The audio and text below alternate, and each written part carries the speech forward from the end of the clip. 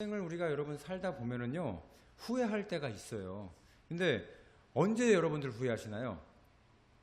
되게 잘못된 결정을 할 때 우리가 후회를 한다라는 거예요. 근데 그 잘못된 결정을 또 언제 하느냐?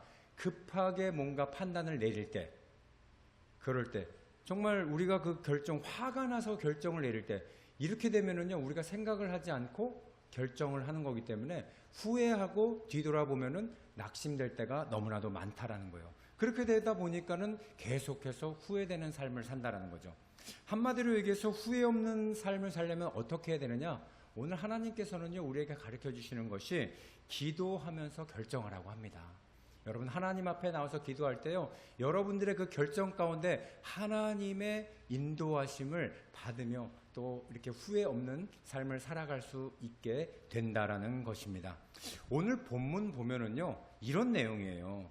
잘못 결정으로 인해서 이스라엘 동족끼리 서로 싸워서 한 지파를 완전히 다 멸해버립니다.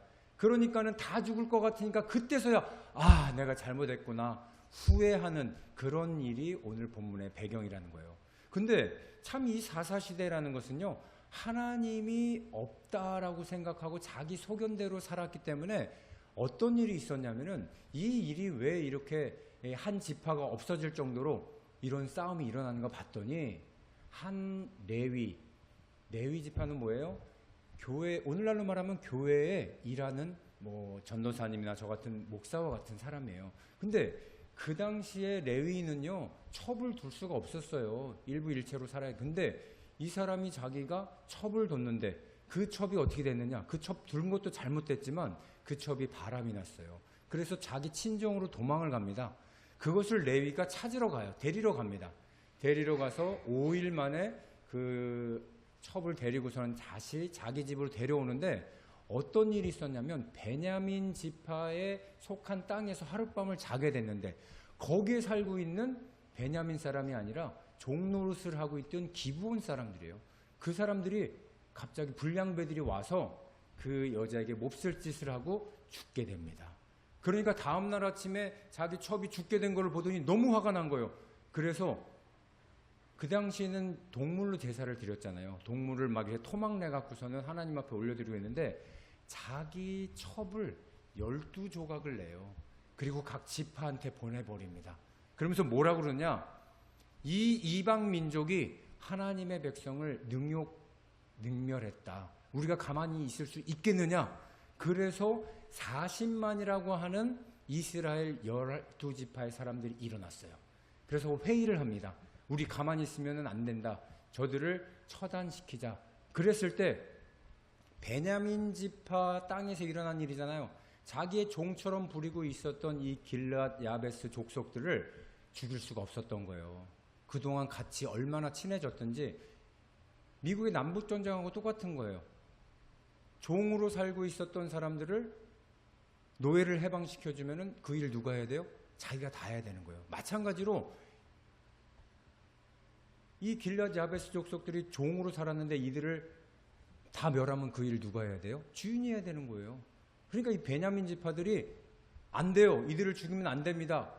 그래서 자기 형제 지파 11지파들을 배신하고 이 길앗 야베스 지파와 함께 담합을 해갖고 싸움을 한 거예요. 첫 번째 전투와 두 번째 전투에서는 이 길앗 야베스하고 베냐민 지파가 이겨요. 그러다가 세 번째 싸움에서 11명의 형제들 지파들이 완전히 다 멸해버리죠. 이 가나안 땅에 들어왔을 때 45,600명이었던 이 베냐민 지파가 45,000명이 다 죽어요. 그리고 600명만 딱 남게 된 것이 오늘 본문이에요. 그러니까 한 번 잘못된 실수로 인해서 자기 형제 지파가 다 죽게 된 게 오늘의 본문의 내용이라는 것입니다. 그래서 우리가 오늘 제목이 뭐냐면은요, 후회할 때 어떻게 해야 되느냐? 주님께 돌아가라 라는 제목으로 여러분과 좀 은혜를 나눠보도록 하겠습니다. 우리의 모습이 그렇다라는 거예요. 기도 없이 결정 내리면은요, 맨날 이렇게 후회하고 살게 되고 나중에 지나고 보면은 얼마나 많은 자녀들이 있습니까?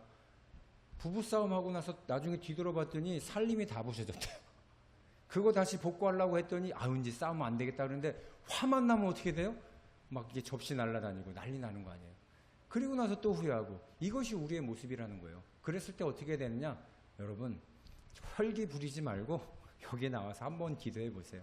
하나님이 참을 수 있는 마음을 주시고 이해할 수 있는 넓은 사랑으로 또 남편을 사랑할 수 있게 된다. 그렇게 된다는 것입니다. 자, 오늘 첫 번째는 뭐냐면요. 후회를 언제 하게 되냐? 자기 소견대로 홧김에 결정하면은 후회한다라는 거예요. 오늘 1절 말씀부터 4절까지 같이 보도록 하겠습니다. 이스라엘 사람들이 미스바에서 맹세하여 이르기를 우리 중에 누구든지 딸을 베냐민 사람에게 아내로 주지 않으리라 하였더라. 여러분 잘 보세요. 그들을 다 없애버리고 나서 600명이 남았을 때 11지파한테 얘기한 거야. 저 600명 남은 남자 용사들이 남아있는데 저들에게 딸을 시집 보내면 우리 11지파 중 전부 다 가만히 안 둘 거야. 이렇게 맹세를 한 거예요. 주지 말자 하고 맹세를 한 거예요. 그러니까 2절에 이렇게 나옵니다.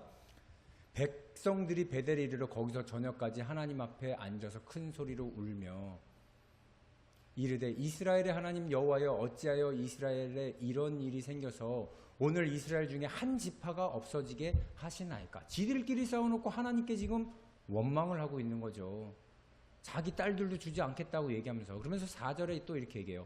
이튿날에 백성이 일찍이 일어나 거기서 한 제단을 쌓고 번제와 화목제를 드렸더라. 번제 화목제 드렸다라는 건 뭐냐면 후회하고 한 지파가 없어지는 것을 보고 예배를 드렸다라는 거예요. 하나님 잘못했습니다. 우리 한 지파, 하나님이 우리 12지파 만들어 주셨는데 그 한 지파를 정말 잘못 판단을 해서 그들을 다 죽였습니다. 하나님 용서해 주세요. 이렇게 기도를 했으면 얼마나 좋았어요. 근데 그들은 그렇게 하고 나서 뒤돌아서니까는 원래 자기 모습으로 돌아가는 것을 봐요. 우리가 교회를 열심히 나와요. 그런데 교회에서 말씀을 듣고 찬양을 하고 이러면 기분이 좋고 또 하나님이 나에게 은혜를 주신 것 같아서 좋은데 문지방을 지나서 자기네 집 앞에 딱 도착하면은 언제 그랬냐는 듯이 습관에 따라 또 행동하는 게 이게 사람이라는 거예요. 그래서 제가 집에 가서도 성경을 보라는 이야기가 뭡니까? 하나님의 말씀이 계속 거할 때 우리의 행동이 변할 수가 있다는 거예요. 근데 지금 오늘 이스라엘 백성들 화목제를 드리고 번제를 드려서 하나님 앞에 우리 이렇게 하는 거 아니라는 거 알려주셔서 감사합니다. 이렇게 안 살겠습니다. 그래 놓고 그 다음에 또 뭐라고 그러냐면요. 5절에 보면은 이스라엘 자손이 이르되 이스라엘 온 지파 중에 총회 앞에 함께하여 여호와 앞에 올라오지 아니한 자가 누구냐. 우리가 회의할 때 함께 올라오지 않은 자를 처단하려고 그러는 거예요. 지금 보세요. 이는 그들이 크게 맹세하기를 또 맹세를 해요. 미스바에 와서, 미스바라는 것은 회의하기에 모이는 장소예요. 여기 와서 여호와 앞에 이르지 아니하는 자는 반드시 죽일 거이라 하였음이라. 이게 뭐냐면 맹세 한번 잘못해갖고 지금 싸워갖고서는 한 지파가 없어지죠. 그리고 또 한 번 맹세하잖아요. 우리 그들에게 딸을 주지 말자. 그래 놓고서는 잘못했다. 예배 드려놓고 또 와서 무슨 맹세 시키느냐. 오늘 우리 회의 중에 안 올라온 자 있으면은 여호와 이름 앞에서 그들을 처단해 버리자. 이 총회라는 것은 뭐냐면요. 이스라엘 땅에 사는 12지파가 들어간 거 외에 그 원주민들이 있잖아요. 원주민 살고 있었던 그 사람들하고 같이 살면은 그들도 같이 와서 회의를 했어야 돼요. 근데 이 일을 딱 보니까는 살기가 등등하고 누군가를 죽이려고 하니까는 이스라엘 12지파 아니고는 거기에 오고 싶지 않았을 거예요. 그런데 진짜 거기에 나오지 않았던 한 지파가 누구였느냐? 야베스 길르앗 지파예요. 거기서 뭐라고 그러냐면은 8절에 이렇게 나옵니다. 또 이르되 이스라엘 주파 중 미스바에 올라서 여호와께 이르지 않은 자 누구냐 하고 본즉 보니까 누구예요? 야베스 길르앗에는 한 사람도 진영에 이르러 총회에 참여하지 아니하였다. 그러니까 쉬운 말로는 그냥 야베스 길르앗 사람들이 회의에 참석하지 않았다라는 거예요. 그래서 9절에 보면요. 백성을 계수할 때 야베스 길르앗 주민이 하나도 거기에 없음을 보았습니다. 그들이 12지파들이 이제 화가 난 거죠. 그래서 이들을 어떻게 할까? 12,000명의 용사들을 보내서 그들을 전부 다 진멸하는 게 나옵니다. 10절, 11절 보면 이렇게 나와요. 회중이 큰 용사 12,000명을 그리로 보내요. 그들에게 명령하 이르되 가서 야베스 길앗 주민과 부녀와 어린아이를 어떻게 하래요? 칼날로 치라. 너희가 행할 일은 모든 남자 및 남자와 잔여자 진멸하여 바쳐질 것이라 하였더라. 이렇게 얘기합니다. 그러니까요, 한순간에 회의 한 번 참석 안 했다가 그 길앗 야베스 민족들이 다 죽어버리는 거예요. 그런데 12절에 보면요, 그들이 야베스 길앗 주민 중에서 젊은 처녀 400명을 얻었으니 이는 아직 남자와 동침한 일이 없어 남자를 알지 못하는 자라. 그들을 실로 진영에 데려오니 이것은 가나안 땅이었더라. 이게 무슨 얘기냐면은 자기들이 딸들을 주지 말자, 우리 600명밖에 남지 않은 그 집한테 우리가 딸들 주지 않기로 약속을 했잖아요. 그러니까는 그 잘못된 맹세는 어떻게든 지켜야 되겠으니까 이 길앗 야베스 이방인 민족에서 딸들 400명을 취해서 그들에게 주려고 그러는 겁니다. 그러니까 참 이거 보면은요, 이 자기가 잘못 선택을 했으면 아유 이렇게 하지 말자, 그냥 우리 딸들을 그냥 주자, 이렇게 베냐민족 속애들에게 주면은 얼마나 화해하고 좋아요. 근데 그 잘못된 맹세를 지키기 위해서 400명이라는 이방인 길앗 야베스 여인들, 처녀들을 데려다가 쟁여놓은 거예요. 주려고 준비를 시켜놓은 거예요. 그래놓고 베냐민 지파한테 이제 다시 돌아와라, 도망갔던 우리 베냐민 지파들아 돌아와라. 그리고 나서 400명 이 처녀들을 결혼을 시켜줘요. 근데 600명의 남자가 있었는데 400명만 주니까 200명이 모자르죠. 그 200명 모자른 거를 어떻게 하느냐, 와 진짜 이 사사기 시대가 험난한 시대이기 때문에 이런 결정을 내렸지, 하나님이 계시다고 했으면 이런 결정 못 내렸을 거예요. 결국 자기 소견대로 홧김에 또 어떤 결정을 내리는지 이제 한번 보세요. 18절에 이렇게 나옵니다. 우리가 우리의 딸을 그들의 아내로 주지 못하니 이는 이스라엘 자손이 맹세하여 이르기를 딸을 베냐민에게 아내로 주는 자는 저주를 받으리라 하였습니다. 이렇게 얘기를 했잖아요. 그래서 또 이르되 보라, 베델 북쪽에 르보나 남쪽 베델에는 세겜으로 올라가는 큰 길 동쪽에 실로라는 곳이 있어요. 매년 여호와의 명절이 있었는데요. 20절에 보면 베냐민 자손에게 명령하여 이르되 가서 포도원에 숨어 보다가 실로라는 곳에서 여자들이 춤을 추러 나오거든 너희는 포도원에 숨어 있다가 나와서 실로의 딸들 중에 각각 하나씩 붙들어 가지고 자기 아내로 삼아 베냐민 땅으로 돌아가라.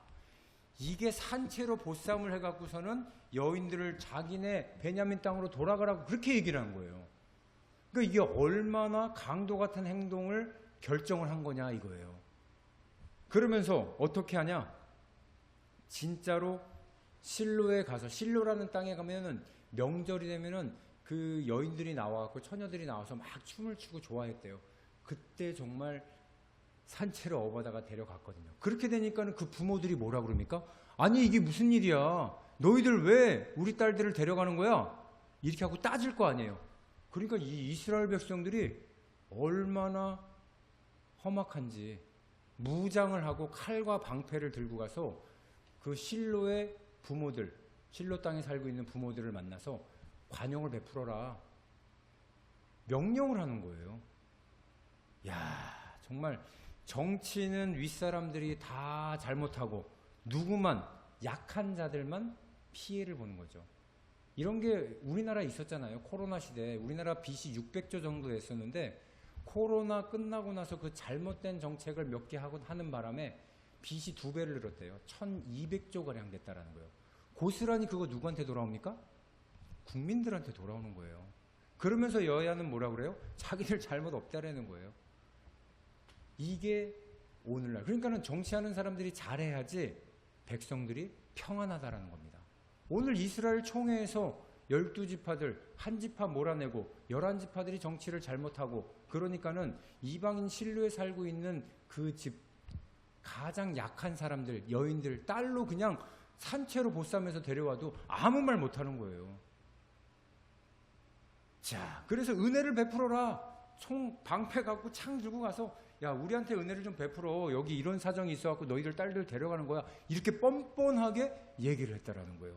22절부터 23절을 보도록 하겠습니다. 만일 그의 아버지나 형제가 와서 우리에게 시비하면 우리가 그에게 말하기를 청하건대 너희는 우리에게 은혜를 베풀어 그들을 우리에게 줄지니라. 이는 우리가 전쟁할 때 각 사람을 위하여 그의 아내를 얻어주지 못하였고 너희는 자의로 그들을 준 것이 아니니 너희에게 죄가 없을 것임이라 하였노라 하매. 베냐민 자손이 그같이 행하여 춤추는 여자들 중에 자기들의 숫자대로 붙들어 아내로 삼아 자기 기업에 돌아가서 성읍을 건축하고 거기에 거주하였더라. 야, 정말 이런 세상이 오면은 오늘날 이렇게 되면은요 유엔에서 난리가 나겠죠. 전 세계에서 이런 사람들 완전 무슨 식인종과 같은 행위가 아니냐 이런 거예요. 그런데 이런 말도 안 되는 혼란을 하고 있는데 왜 이런 일이 일어났느냐? 그들에게는요 하나님이 없었다라는 거예요. 자기의 소견에 옳은 대로 행동을 했기 때문에 이런 일이 일어났다라는 것입니다.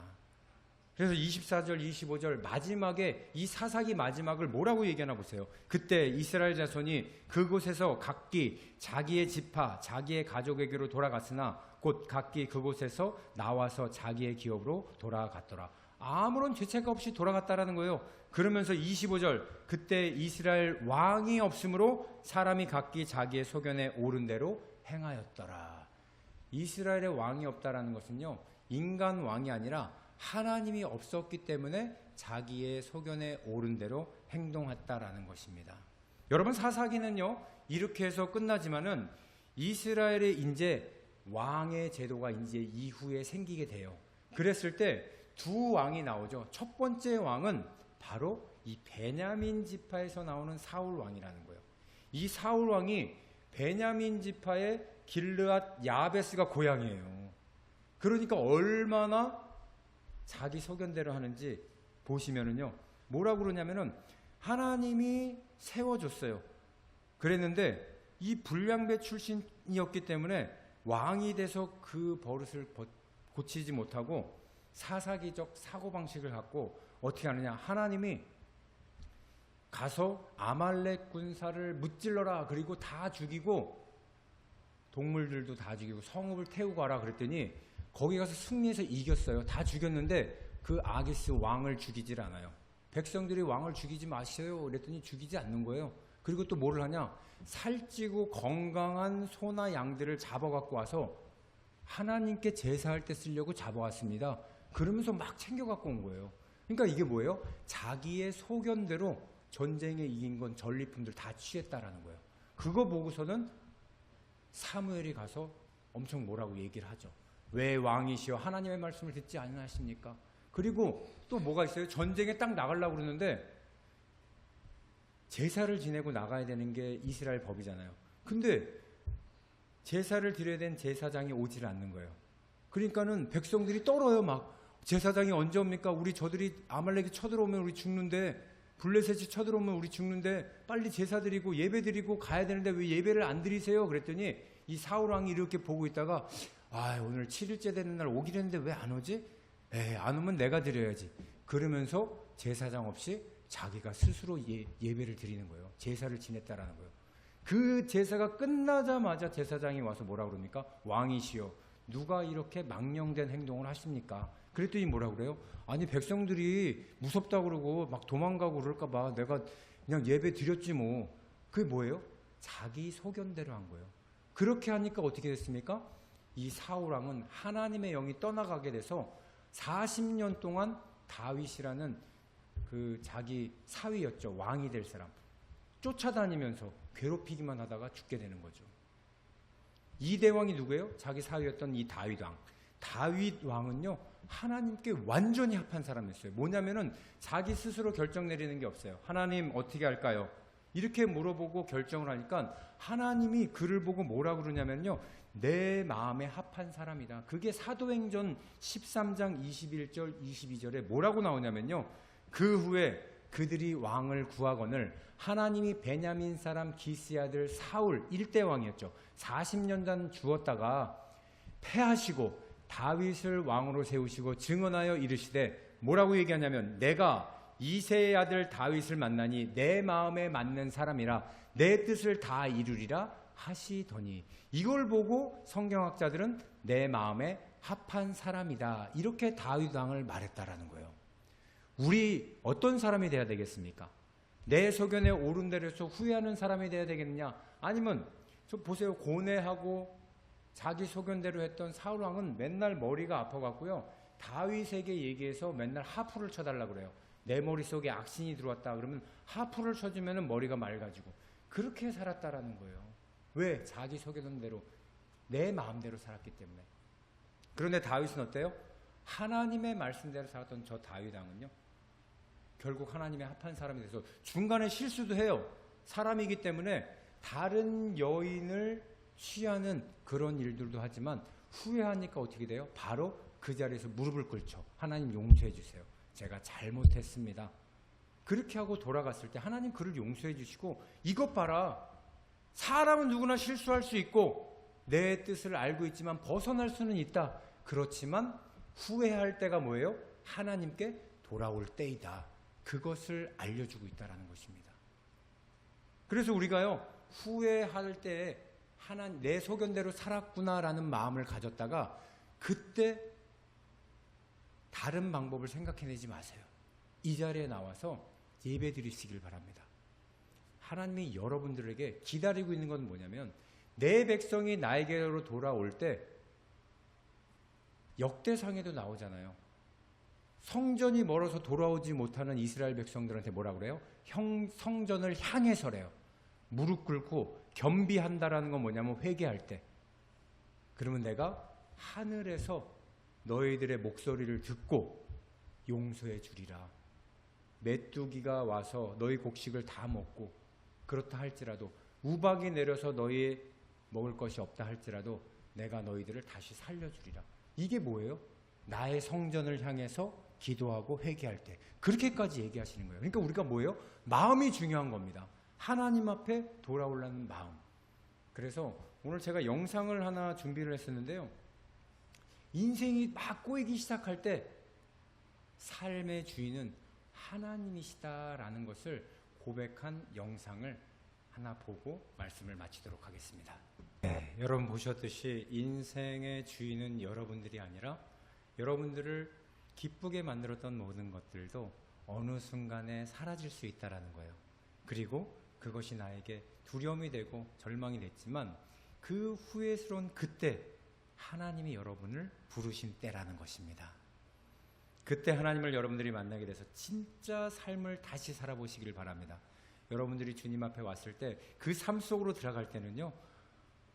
즐거움만 있는 것이 아니라 고통도 있어요. 하지만 이 두 가지 모두 하나님의 권한에 달려있는 것입니다.